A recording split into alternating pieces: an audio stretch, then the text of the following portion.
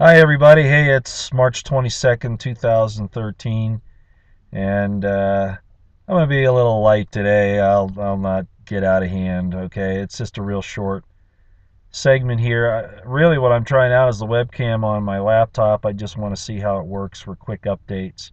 So that's what this is all about.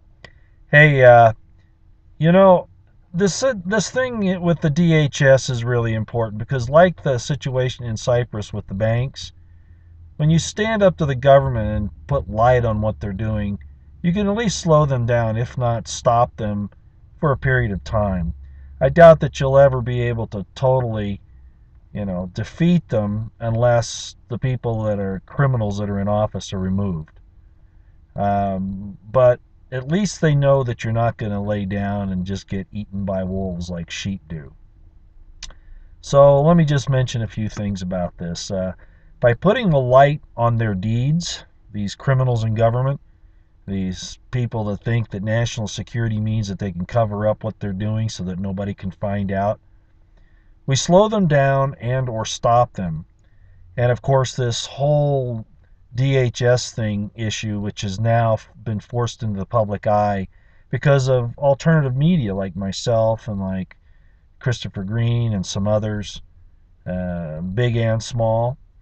It made it into Sarah Palin's briefings, or whatever she reads, and she brought it up. Now, the interesting thing is even she was demonized, called a conspiracy theorist, a liar, a deceiver. And that's one way you can tell who the bad people really are, when you confront them with an issue and they revert to name calling rather than answering the question. The one DHS person that did answer things, the spokeslady, said that it was bulk ammunition bought to save money. And that anybody who's been in procurement knows that's not true, especially when ammunition is involved. But at any rate, it's not just the bullets in the case of DHS. If it was only the bullets, then yeah, okay, maybe somebody's stupid and is doing something dumb like that. Although I don't think the GAO would go for it. That's the Government Accounting Office. But when you include the bullets and the armored vehicles and the assault rifles and the checkpoint little checkpoint houses and everything that's going on, and it doesn't add up, and we're just not that stupid. So we called them on it, and guess what? Now you've got about 15 congressmen that are demanding to know the answer as well, and the DHS is refusing to give them the information. Very interesting. All right, so when we confront them on their wrongdoings, this action pushes back the plans of the evil ones. Make it simple. Will we in the end? God will, for sure. About each and every individual one of us, I don't know. I would hope so. But regardless, we need to try. We can't just take it laying down. One of the issues here, though, is that, there's always that group of people that say, once you have managed to make the bad people, postpone their plans or whatever, and then nothing happens, you get these people that say, see, nothing's going to happen, you're an alarmist, you're just a conspiracy theorist, you're paranoid, you're schizophrenic. Ask them what they did, okay? When you've done all of this work to try to safeguard the lives and welfare of your family and your loved ones, and you have a success, you push them back just like in a regular battle, and then they come up and they act like the agents of the enemy, ha ha ha, we weren't really doing anything.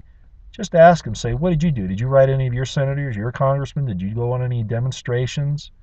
Did you give any money to an organization that's fighting this criminality? And usually they haven't. So just remember that. Just go ahead and ask them, what did you do to help the cause of liberty? Okay? If that doesn't shut them up, they're not worth talking to anyway.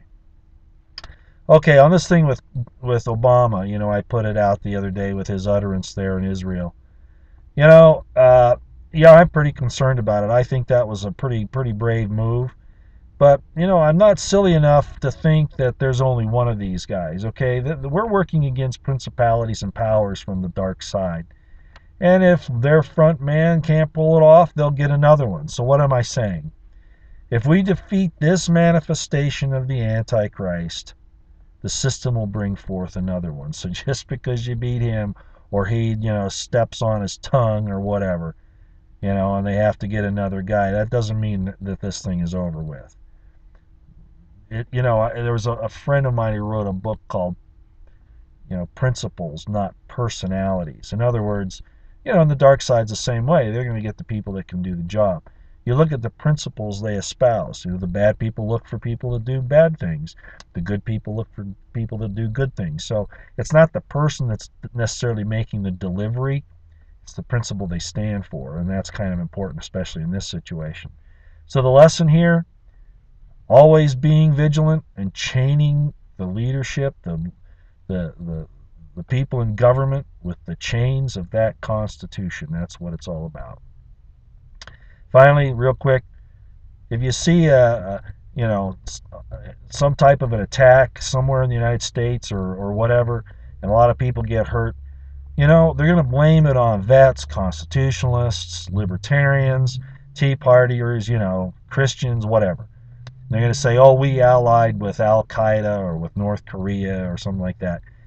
Don't believe it. Okay, the people that are involved in these conservative movements only just want their Constitution. They're not out to hurt other innocent Americans. And if that happens, you can bet that it's either our intelligence operatives.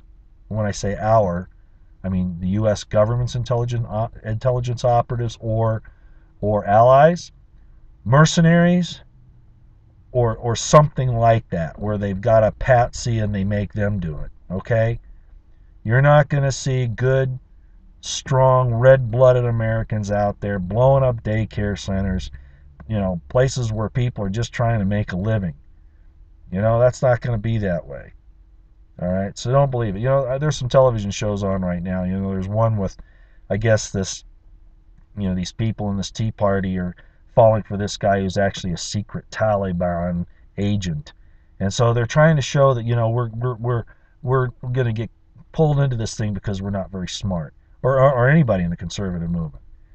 So basically what I'm saying is that you're not going to find anybody in the conservative movement out to kill innocent Americans. That's hokum, that's baloney.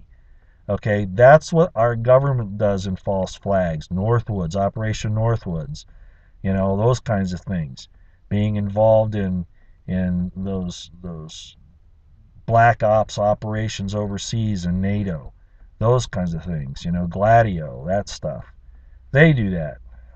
Americans don't. Despite the fiction foisted on the public through these tools of propaganda and entertainment, and a lot of people will believe this. But try to explain to people that that's not the way conservative constitutionalist liberty lovers work. All right. Well, I just want to do this for an experiment to see what happens. I hope you have a good day out here.